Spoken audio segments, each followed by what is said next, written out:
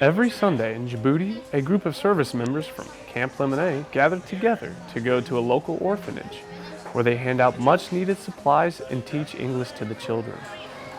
Sunday, every Sunday, children are waiting. They ask me if they are late. Oh, are they coming today? Are they coming today? This is something that they did not have that before.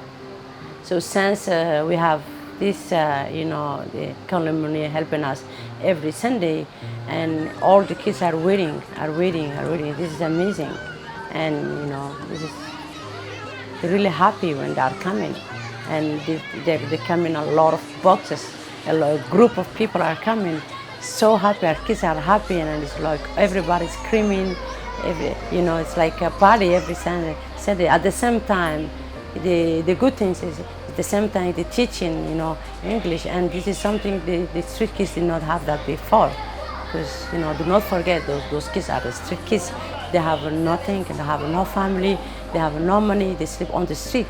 So and then teaching English, now they speak a little bit English, and they have clothes. They're going home with stuff, and they're eating nice juice, nice food, and this is amazing, amazing. And I believe education is something very important.